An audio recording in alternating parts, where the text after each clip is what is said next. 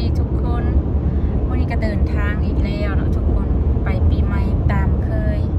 ช่วงปีใหม่ก็จะลองเดี๋ยวน้อยหนึ่งทิศนี้แม่นน่ะบุญปีใหม่อยู่วัดมาร์เก็ตเซนดิเอโกเนาะทุกคนไปน้ำคนน้อยน้ำคนน้อยนอนหลับแล้วหลับปุ๋ยคอตกหนอกอยู่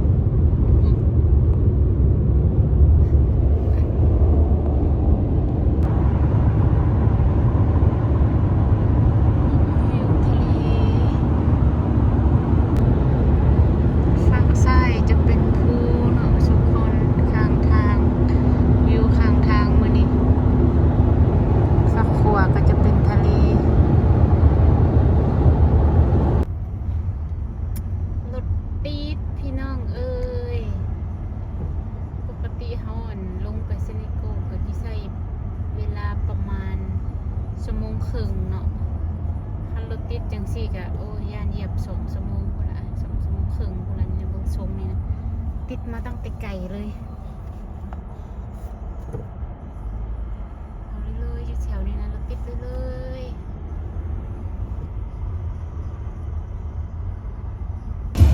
เฮ้เนาะทุกคน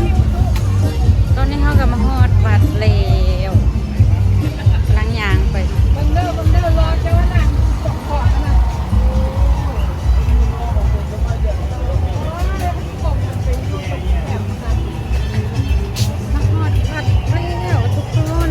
เข้าไปกันนะเราปลอดภัยสิ่งใดหายมาหอแล้วเขาบ่ได้เอาน้ำมาโอ้เศร้าเอาก็ได้ซื้อเอาก็ได้น้ำมาส่งพระอันนี้ก็เป็นภายในวัดเนาะทุกคนจักหน่อยเพิ่นจิเฮนั่งสังขารเด้ขบวนอยู่หันเด้กำลังเตรียมอยู่เพิ่นว่า1 โมงว่าชัดฮัลโหลสบายดีทางผู้มีเกียรติที่เคารพนะครับนี่ก็จะเป็นบอลส่งพระวันเวลาแห่งการรอคอยของเราจะเป็นอันนะถามใส่ในรายงานนี้รวมถึงแล้วในรายการต่างๆทั้งหมดมีเมนนะของพบของกินขายของพบของกินคือเก่าตามเคยอาหารลาวๆปีใหม่ลาวนะมาฮอดมาถึงปิดทีเรียบร้อยแล้วรายการต่างๆทั้งหมดในปาร์ตี้ก็มีหลาย2 ตู้นั่นไปบนเอาหลานไปซอกบนนังรายการเริ่มต้นที่จะได้นำพระบรรดาทานผู้มีเกียรติไปสู่นั้นก็คือพิธีศาสนาคือการไหว้พระหับศีลแต่ว่ามัดละที่บนนังเด้คุณเด้นั่งไม่ได้วะนั่นแปลตังมานั่งก็ได้ตัวนั้นเจ้าอธิการวัดเล้าพุทธรามเมืองเซนโกของเขาซอกบนนังได้ไปทุลากันเป็นทั้งข้างนอกคนมาหลายเติบพอให้รอคอยน้อยหนึ่งได้บอกหรือให้อาตมาฮอดเรียบร้อยแล้วจะไป We're gonna start the ceremony soon มวนมาเลยนะขอเข้าใจนั้นท่านปีดาพุทธรามดังนั้นรายการต่างๆทั้งหมดในวันนี้กับปรากฏว่าขอความกรุณาจะเฝ้าการเสื้อผ้าเด้อในวันนี้หลังจากท่านได้มาฮอดมาถึงในสถานที่แห่งนี้แล้วก็บอกนี่ก็จะเป็นห้างขายอาหารเนาะทุกคนอาหารลาวๆเขานี่แหละคนหลายอยู่นี่จักหน่อยแห้งจีหลายส่วนหลายก็หั่นมันอาหารลาวเนาะข้าวรามอย่างก็มีหมด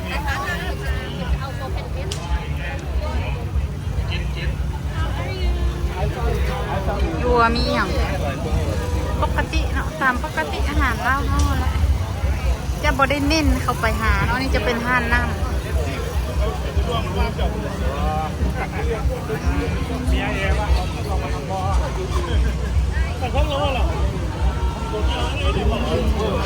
ซื้ออีหยังแถวเข้าแถวซื้อน้ำถามบักใหญ่ใหญ่เติบได้อยู่นี่นะอยู่วัดนี่นะก็จะเป็นเวที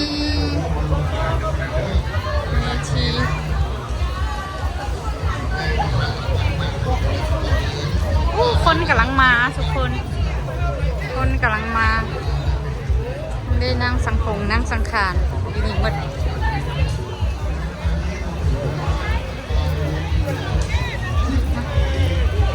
ว่างได้วัดนี่นะเพราะว่าอยู่ในเซนดิโกนี่หันวัดนี่หันใหญ่กว่าที่สุดละ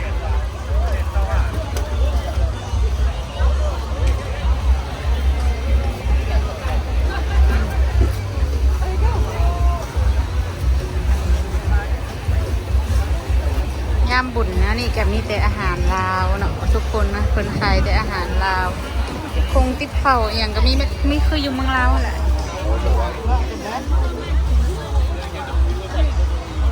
คนมาเที่ยวหลายๆทุกคน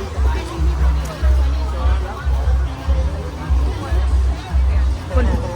ยาวไปฮอดพูนในคุณนะ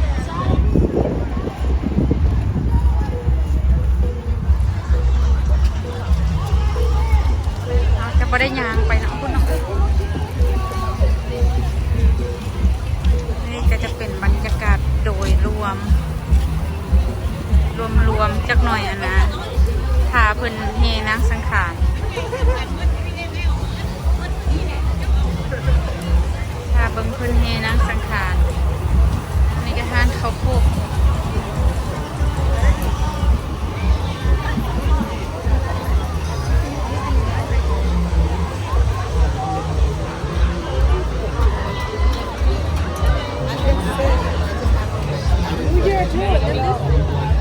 เอ้ามาอย่างนี้นะเอ้ายางแล้วเด้พอจะไปบนนี้บุกก่อนไอ้หนูไปบนนี้ก่อนไปทางนี้ก่อนเอ๊ะนางงาม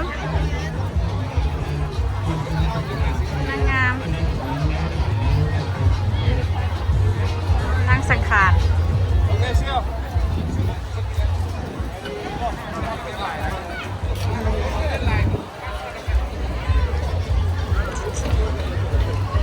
สกิไรเก่งอันนี้สาวน้อยนางงามมีครั้งหนึ่งที่ยังอีกครั้งในวันที่ว่าถนนตอนบ่ายได้ประกาศหาเจ้าของเมือง นี่กำลังสังขารเมื่อนะไปวัดคุรุณาได้หักแชร์เป็นมะเขือง่ายหลังจากนั้นแล้วครับมันก็เข้าสู่รายการตัวชีวิตของเราเนี่ยกลับกันไป นางงามกำลังมา ตัวนี้ก่อศูนย์ทางของเขาทางของมันก่อศูนย์ออกมาด้วยออกนั้นมันทั้งนอกที่สวัสดิ์ทางนั้นมันก็ก่อเรื่องนี้มันเนื้อทานเรื่องบนนั้นด้วยพระพนาสูงได้เข้ามานำก่อศูนย์ขับตั้ง4 ตั้ง 5แล้วออกมาไปเบอร์เดินสำนักบัตรนี้เนาะประชาสัมพันธ์อยู่บัตรนี้ทานทั้ง5 คนนะทานผักทั้ง5 คนเพื่อนง่ายออกจากบอลยาทานมันจะมาฮอดแล้วขอเสียงออกมาตั้งนอกพี่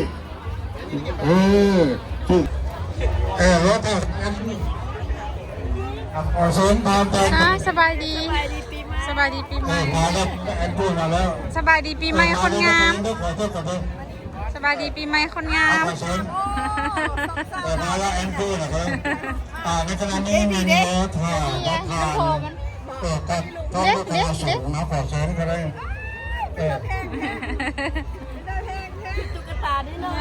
ทานพันธุ์เด็ดที่เราบอกของคนโดนนึกประกอบด้วยขอบน้ำมันทานหัวเพื่อของเก่งแล้ววันเวลาแบบนี้ก็ไม่ทราบแต่น้อยหนึ่งในขณะนี้อย่างนี้เด็กก็จะของเราสบายเอาพลุงเห็นหลานบ่กระลุงลิดคนเมืองหลาโดยแทบว่ะผู้หญิงผู้หญิงโอ้ยเนาะอันโบติดก็เจออยู่กับมันผู้ชายว่าสั่นนางอันซิลาโมดนี่ก็จะเป็นห้างขายเครื่องนอกเครื่องนุ่งนะทุกคนเครื่องนุ่งเครื่องลาวเขาเนี่ยแหละได้ข้างหลังก็ยังกว้างอยู่เด้กะว่าจิบยางมาละมันมีน้อยเดียวนะว่าสันเด็กเพิ่นอยากยางอยากพาคนน้อยมายางว่าสันก็เลยได้มา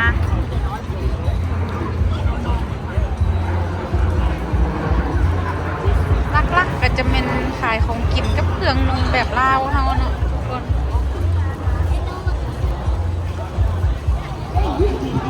นี่ก็เครื่องนุ่งเป็นชิ้นเป็นเสื้อใหม่อย่างนะขอบตุ๊บเข้าประมาณนั่นแหละเพราะว่ามันจะใหญ่มีคนมาขายแต่ยังช่วงบุญแล้วนี่แหละคนปีใหม่นี่คนร้ายบุญเห็นบ่เต็มแล้วเด้ เมื่อกี้นี่มายังเห็นว่างอยู่หน่อยหนึงเดี๋ยวนี้เต็มละเริ่มเต็มละเพราะว่าเดี๋ยวนี้ก็12:45เป็นจีเฮตอน1 โมงว่าสัตว์เฮนั่งสังขารตอน1 โมงว่าสัตว์อีก15 นาทีนี่เด็กนางงามนะลักปักแป๊กอยู่แถวนี้เด้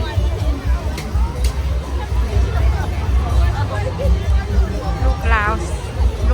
ลูกคนลาวสาวน้อยสาวใหญ่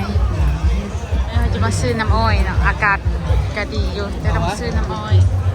จะกินก็เอาเถอะไหมโอ้จอก1 8 ดอลเขาชอบปีกายนี่6 ดอลปีก่อน5 ดอลปีกาย6 ดอลปีนี้8 ดอลละน้ำอ้อยเอาเก่าเถอะไหมเมียอยากเอาซื้อไปให้เราตัว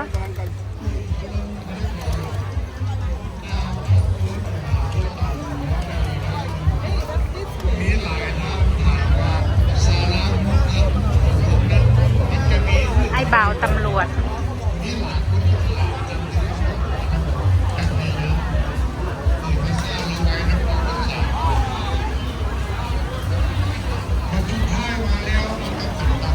อันนี้มันบดสดอันนี้นะอันนี้มันบดสดเขาโบเจ้าเห็ดบอกเขาโบมีโฮงเห็ดมันสดคือตัวนั้นเขาอิ่วใหม่ๆปั่นใหม่ๆอันนี้เขาใส่น้ำน้ำตาลน้ำอันนี้มันบดแซ่บ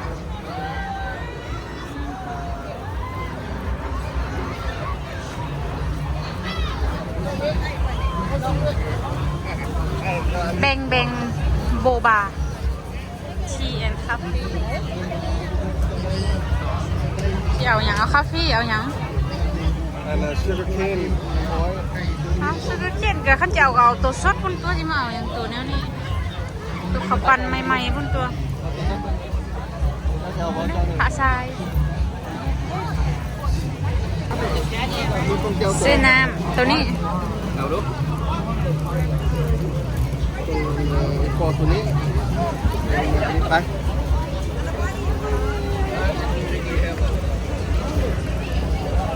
เติมความหวาน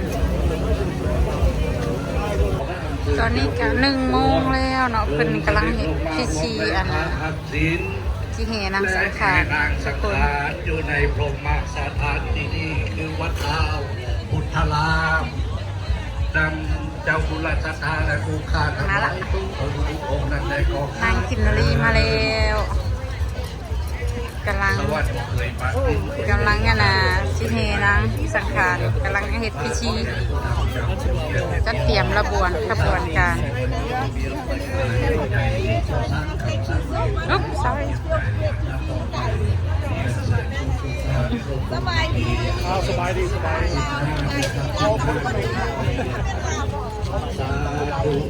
นางงามหลายเว้ยสารเดนะสหปัญจสุตานิยาจามาทุติยันติปัญญันเต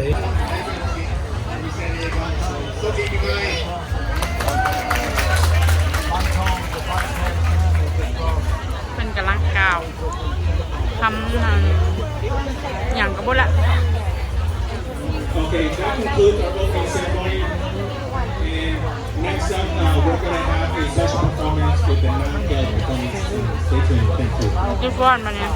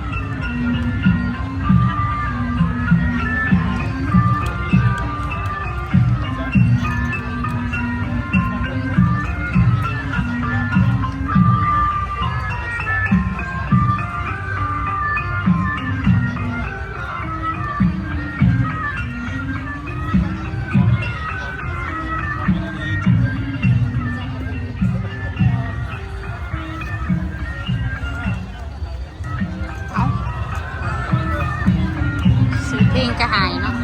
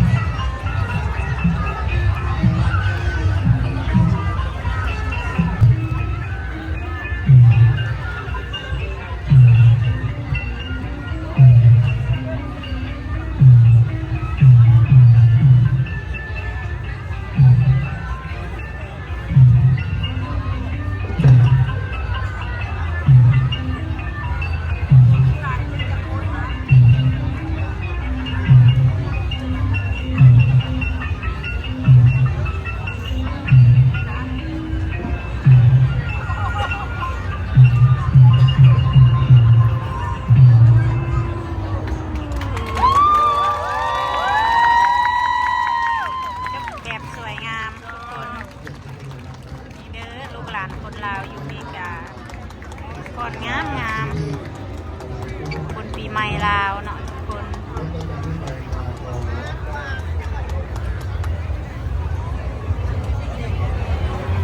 พูดทางไปบัด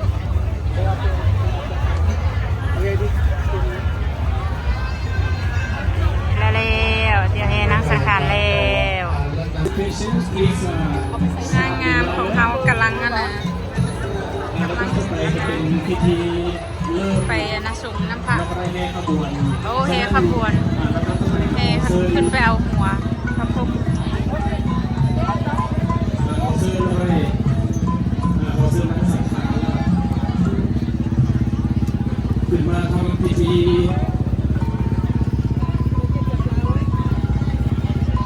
นางสังขารทั้ง7มีตะปูงามๆนี่ก็จะเป็นรถเขารถเฮเป็นชีขุดเนาะอยู่ที่เนาะนางสังขารชีขุดอยู่บางลาวคือเห็นชีเสือเนาะมันคือบ่คือกันวะ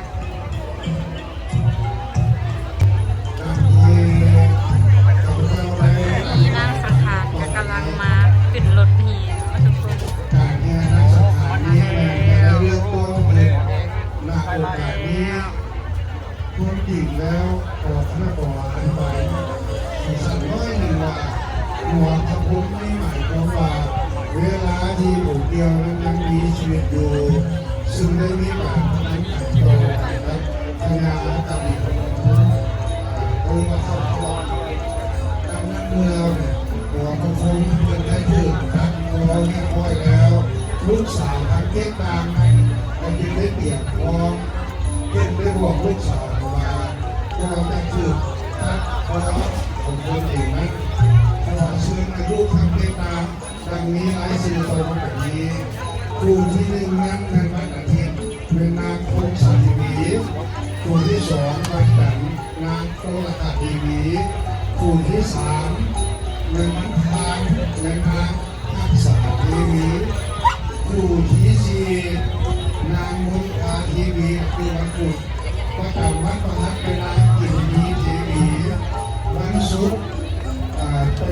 เป็นวันศุกร์เป็นนางกินนิทาทีวีและวันเสาร์นั่นก็คือนางมโหฬารทีวีลูกสาวของนางกินทีวีทั้งหมดแยกตามด้วยกันในวันนี้ดังนั้นครู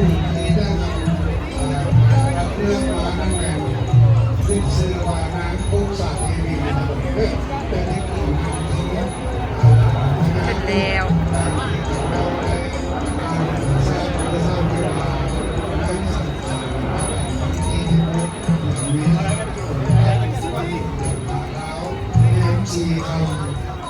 เวลา8:00 นาทีแล้ว6 นาทีแล้วคุณเดียวมันจะได้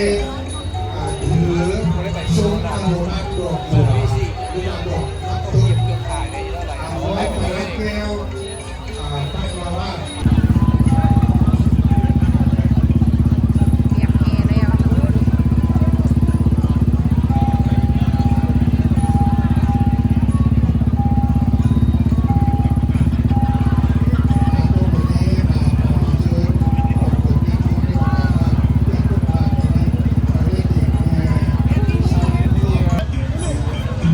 มาแล้วขบวนนี้นะสังขาร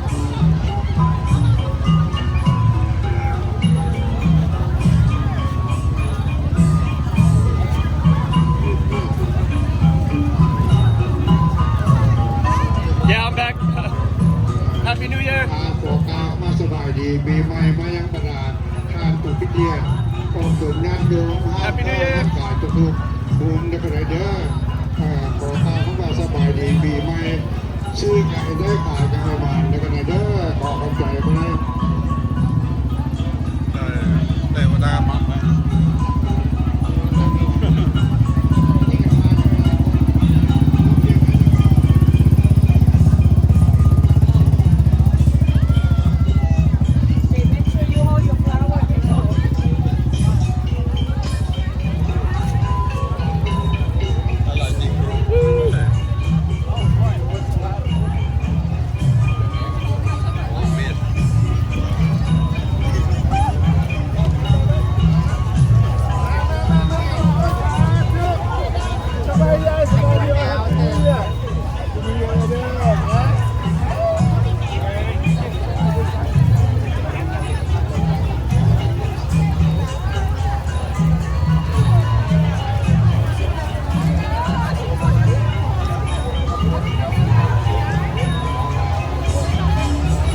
รอบนี้เป็นรอบกระดับที่1เลยกำลังจะปลุกรอบ1 รอบนะรอบที่2เขาไม่ได้เตรียมพร้อมเองในจุดต่อไปเมื่อครบ3 รอบแล้วหลังจากนั้นกลับมาแล้วทางคณะกรรมการเราทำพร้อมด้วยพระเจ้าประสุนอยู่บนนั้นเนาะจะได้ขอ ในตอนนี้เพิ่นกระแทนางสังขารเรียบร้อยหมดละทุกคนเราจะมาซอกเสื้อนะของวักของหวานเมื่อกินซื้อของหวานแล้วก็จิเมื่อเฮือนละทุกคนซื้อของหวานไปกินมี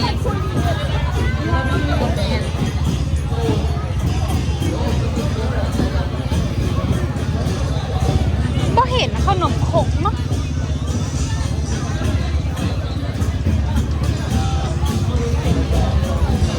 ของหวานแต่ละปีค่ะโอ้นะซื้อนะจักยี่ใส่ประมาแล้วว่ะ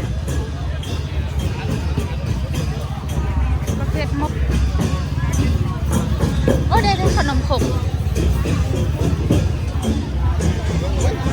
ขนมโคกขนมโคก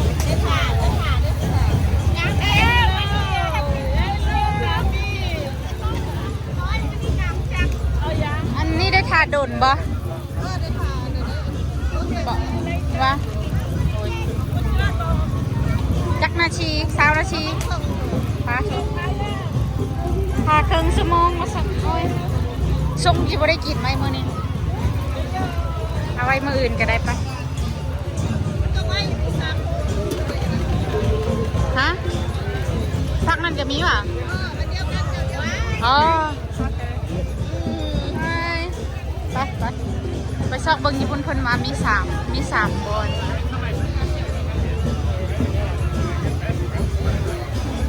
ฮะเรียกฟ้าโอเคสำหรับคลิปนี้ก็จะขอจบไปเพียงเท่านี้ฝากกดไลค์กดแชร์กด Subscribe เพื่อเป็นกำลังใจให้ในเด้อบ๊ายบาย